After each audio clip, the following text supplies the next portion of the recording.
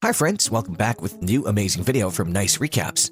Today I'm going to recap a 2003 mystery and thriller film titled Oldboy. On the night of his daughter's birthday in 1988, a middle-aged man called Dae-Su was detained for public intoxication and disorderly behavior. Ju-Hwan, his friend, bails him out and he phones his daughter to tell her to wait for him. However, before he can get home, he vanishes, leaving the present for his daughter behind. The television was Dae-Su's source of information about the outside world. He discovers his wife, Kim Ja-hyun, has been murdered one day. Because his blood and fingerprints were discovered at the crime scene, he's the leading suspect. Dae-Su is beginning to have hallucinations at this point. He continues to sink into lunacy as the months and years pass, and he attempts suicide multiple times, but his captors always resuscitate him. Dae-Su, frustrated by his circumstances, begins to keep a journal in which he lists the names of those who may have a grudge against him. He also begins fighting training in the hopes of one day being able to use it against his captors. He began digging a hole through the wall with only metal chopstick after about 6 years. Over the years, he gradually removes a few bricks from the wall until he can hold out his hand and feel the rain outside. Dae-Su begins planning his escape and covers the hole with a bed, but the sleeping gas knocks him out before he can completely conceal it. A woman enters his room and hypnotizes him as he lies in bed. He awakens from a bag after 15 years in prison, wearing a beautiful new suit and a watch. He finds himself outside. He notices his journals within the luggage after adjusting to the light. Another man sits on the ledge, which he notices as he looks about. The man tells Dae-Su not to stop him from jumping off the building while holding his pet dog. Dae-Su grabs the man's hand and places it on his face for the first time when he sees another human being. "Even though I'm no better than a beast, don't I have the right to live?" the man asks Dae-Su as he continues to enjoy his freedom. Dae-Su simply grins and asks the name question again. Dae-Su clutches a man's necktie as he's ready to tumble backward. Before killing himself, he tells the man to listen to his narrative.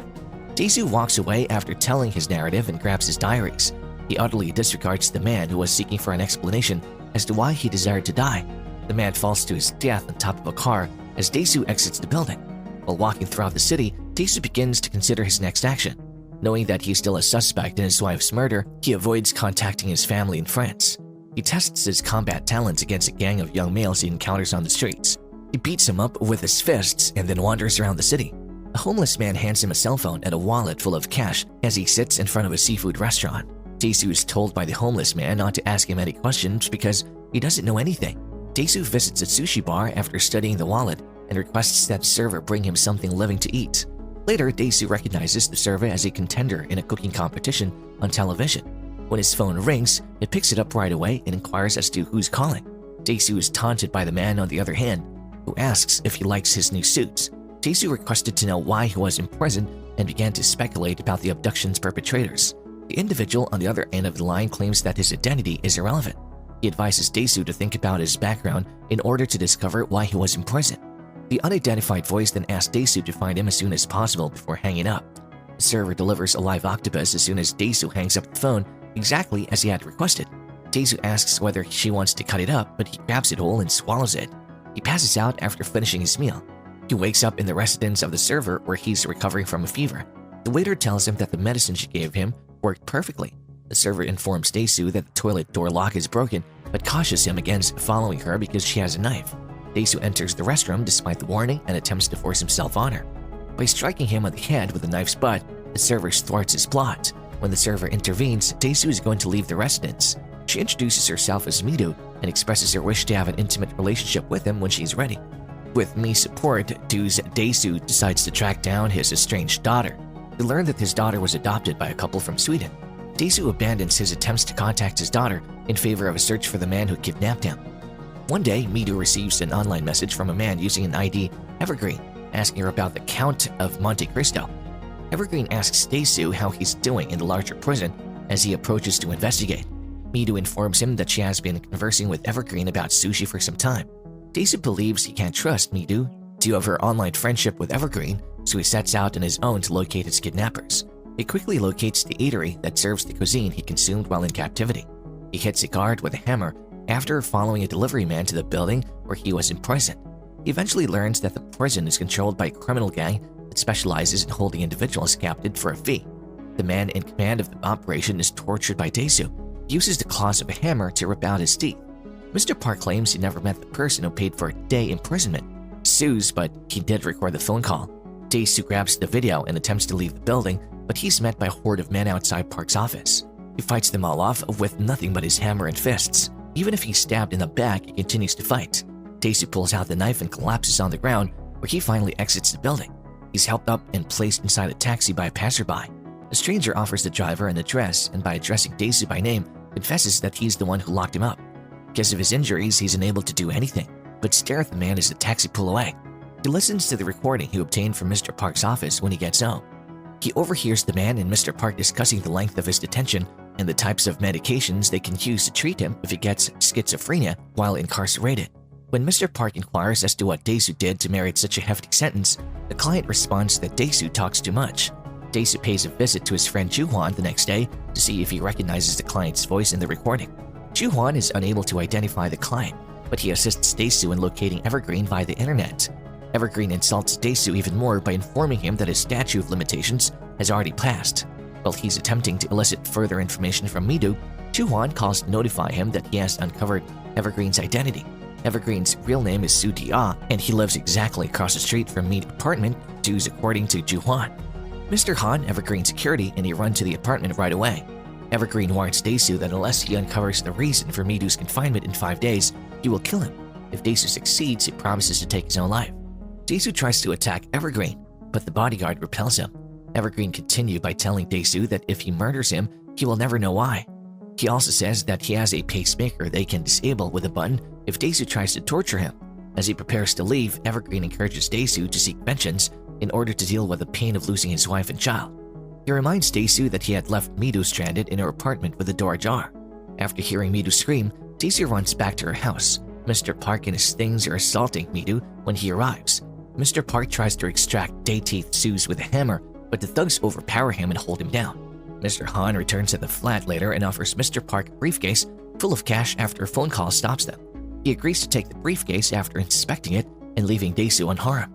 For abusing Mi-do, Dae-Su threatens to cut Mr. Park's hand off. After the goons left, Dae-Su and Mi-do left the apartment right away. Mi-do sings a song on the way to a motel, indicating that she's ready to get intimate with Dae-Su. Sleeping gas seeps into their room after their lovemaking, and Evergreen goes in to drop them a present. They find Mr. Park's severed hand when they open it.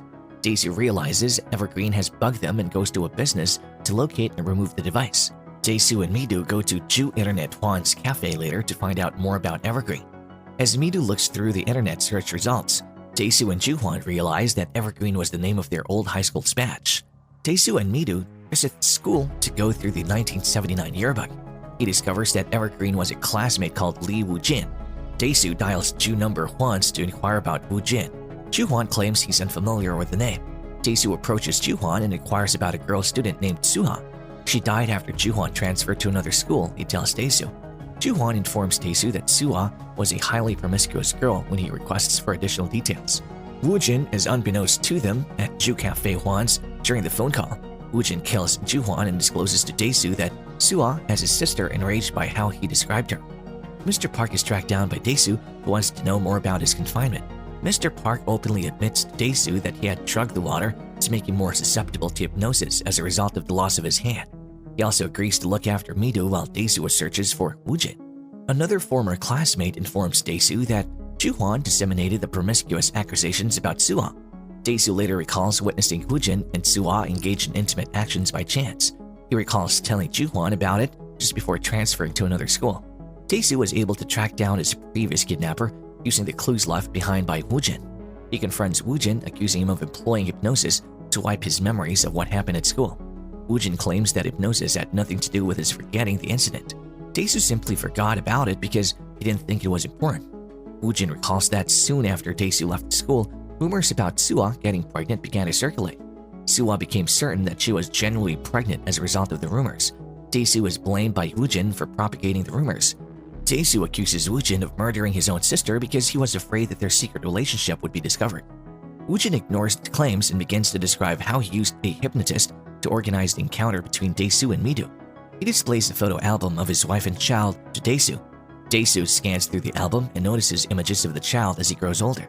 When Dae-Su learns that his daughter has grown up to be Mi-do, he's shocked. Dae-Su is enraged by what he discovers and strikes Woo-jin, but Mr. Han intervenes. Mr. Han is defeated by Dae-Su, who manages to harm him. Mr. Han is still able to subjugate Dae-Su despite his grievous wounds. Woojin becomes enraged after witnessing the altercation for a while and resolves to kill his own bodyguard. Woojin then informs Dae-Su that Mr. Park is still employed by him. Midu is given a gift box and advised to open it when she returns to Mr. Park's office. Over the phone, Dae-Su tells her not to look inside and to wait for him to return. Dae-Su begins pleading with Woojin not to tell Midu the truth. As a symbol of surrender, he kneels in front of Woojin and begins barking like a dog. He chooses to cut off his own tongue after failing to make an impact on Woojin, and finally, Woojin gives in and advises Mr. Park to keep the gift box closed. He goes away, leaving Dae-Su in charge of his pacemaker's remote control. When Dae-Su pressed the button, however, all that was played was an audio recording of him and Midu making love. Woojin gets into the elevator and starts talking about Su's death. Woojin tells Asuwa to let her go, and Asuwa tries to save her from falling. As soon as the elevator doors open, Woojin shoots himself in the head. Dae-Su, who's now living in the countryside, writes the hypnotist a letter in which he describes his predicament and requests her help. She admits to Dae-Su that she initially had no intention of supporting him, but the letter's final paragraph persuaded her otherwise.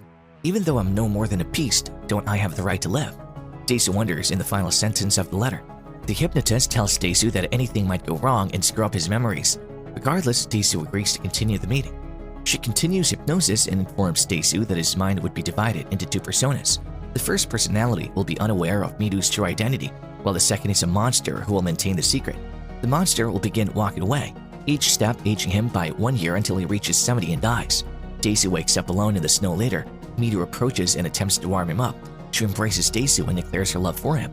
When Dae-Su learns of Mii affection's dues for him, he smiles, but as they continue to embrace, the grin fades into a look of anguish and pain. We hope you enjoyed our video for today. If you enjoyed this video, please hit the like button and subscribe to our channel to receive notifications of new and interesting videos.